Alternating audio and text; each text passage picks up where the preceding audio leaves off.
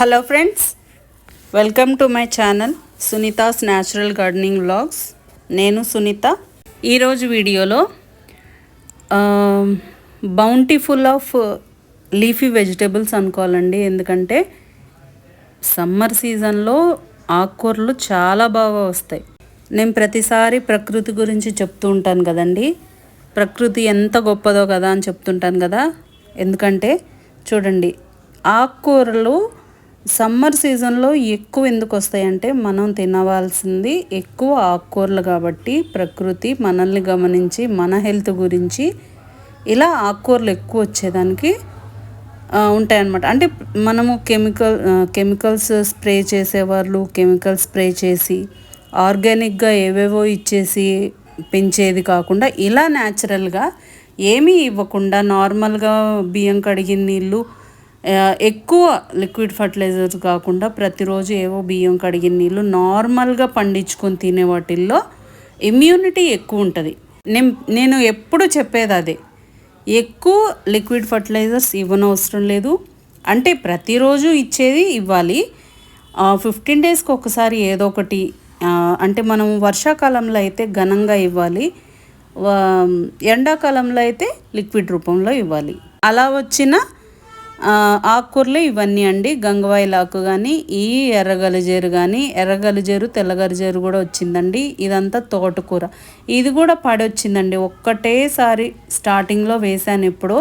ఇవైతే ఈ చిలక తోటకూర అయితే, దీన్ని అయితే చిలక తోటకూర అంటారండి. ఇదైతే ఆవు పేడలో వచ్చిన ఆకుకూర. ఇంతవరకు నేను చెప్పింది అర్థమైంది అనుకుంటానండి.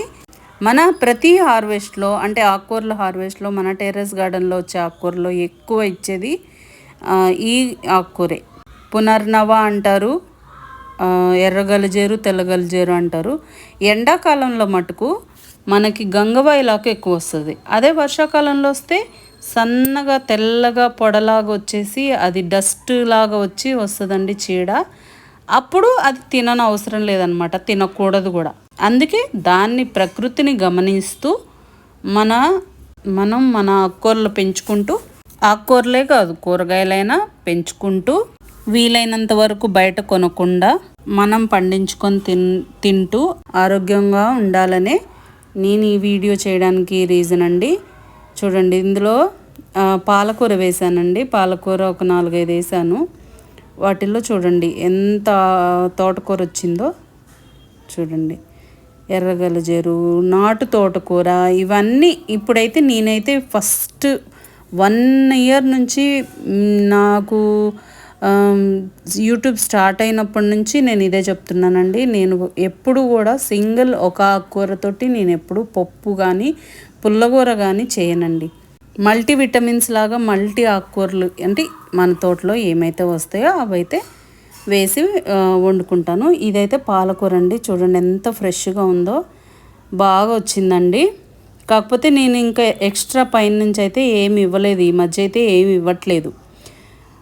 నార్మల్గా బియ్యం కడిగిన నీళ్ళు, పప్పు కడిగిన నీళ్ళు, కూరగాయలు కడిగిన నీళ్ళు అవి మాత్రం తెచ్చుకొని 1:5 రేషియోలోనో, ఇంకా నా ఇష్టం, నేను చూసుకున్న నా కళ్ళకి ఎలా హెల్తీగా అనిపిస్తే, ఎలా మంచిది అనిపిస్తే అలా పోస్తానండి. ఇంక ఇది ఉత్తరైన ఆకండి. ఇంకా ఇదంతా చూడు చెన్నంగి ఆకు. ఇది కూడా నేను మొన్న లాస్ట్ టైం టిప్స్ కట్ చేసుకొని లేతాకులు పప్పులో వేసుకున్నానండి. ఇంకా మళ్ళీ వస్తుంది. ఇంక ఇది వచ్చేసరికి చందమామ తోటకూర అండి.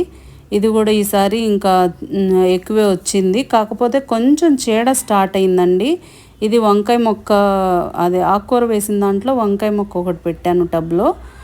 అది ఇప్పుడు అది బాగా పెరుగుతుంది కాబట్టి ఇవి మోస్ట్లీ మొత్తము, అంటే మొత్తం తీసేయట్లేదు వేర్లతోటి, పైన టిప్స్ కట్ చేస్తే మళ్ళీ 2-2, 3-3 కొమ్మల్లాగా మల్టీ బ్రాంచెస్ వచ్చి ఈసారి ఆకుకూర అయితే ఇంకొంచెం ఎక్కువ వస్తుందని అలా చేయాలన్నమాట. మొత్తం తీసేయని అవసరం లేదు. ఇది కూడా అంతే అండి. ఇది తోటకూరలో ఒక రకం కదా, తోటకూరలాగే. కాకపోతే ఈసారి నాకు తోటకూర ఎక్కువ వచ్చింది కాబట్టి ఫ్రై చేశాను. చూడండి ఎంత వచ్చిందో పాలకూర. ఇదేమో తెల్ల తోటకూర, చందమామ తోటకూర అంటారు కదా అది. ఇంకా నెక్స్ట్ కరేపాకు అండి. కరేపాకు మొన్న ఫామ్ నుంచి చాలా చిన్న ఆకులు కరేపాకు తెచ్చాను కదా, ఇది మళ్ళీ చూడండి ఎంత మంచిగా పెరిగిందో. కాకపోతే ఇప్పుడు కట్ చేయట్లేదు. ఇది మనం ఏంటంటే ఆ కరివేపాకు అయిపోయేలోపు ఇది మళ్ళీ ఇంకా బాగా పెరుగుతుంది అనేసి నేను అలా టిప్స్ కట్ చేస్తున్నాను. మల్టిపుల్ బ్రాంచెస్ రావాలని. నాకు అక్కడ ఫామ్లో తెచ్చింది ఒక 1 వీక్ to 10 days వస్తుందండి. ఇప్పుడు ఆల్రెడీ 1 వీక్ అవుతుంది. 1 వీక్ అయితే వచ్చేసింది. ఇంకా ఒక 3-4 డేస్కి వస్తుంది. అది అయిపోయినప్పటికీ ఆ కరివేపాకు కోసుకుంటాను, కట్ చేసుకుంటాను. చూడండి ఎంత వచ్చిందో. ఇది ఒక 3 ఫ్యామిలీస్కి అయితే సరిపోతుందండి. అంత వచ్చిందనమాట ఆకుకూర. చూడండి ఎన్ని రకాలు వచ్చిందో ఈసారి అయితే. ఆకుకూరలో వర్షం అనుకోవచ్చు ఈరోజైతే. చూడండి చిలక తోటకూర, ఇంకా చూడండి ఎంత వచ్చిందో. ఇంకా నెక్స్ట్ అండి దొండకాయలండి.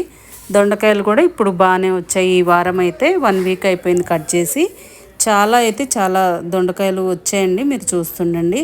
అంటే ఒక కాపు అయిపోయాక కొంచెం బ్రేక్ ఇస్తుంది అనమాట. ఎందుకంటే ఒక కాపు అయిపోయాక మనం కంపల్సరీ కొంచెం ప్రూనింగ్ చేసామంటే మళ్ళీ ఫ్రెష్గా ఆకులు, కొమ్మలు, చిగుర్లు మంచిగా వచ్చేసి ఒకటి నుంచి అదే ప్రతి మొక్కకి ఇదేనండి. ఫస్ట్ ఒక టిప్ కట్ చేసామనుకోండి, అక్కడి నుంచి 2-3 తీగలు స్టార్ట్ అవుతాయి. కాబట్టి మనం ఎప్పుడు కూడా టిప్స్ కట్ చేస్తూ ప్రూనింగ్ చేస్తూ ఉండాలి.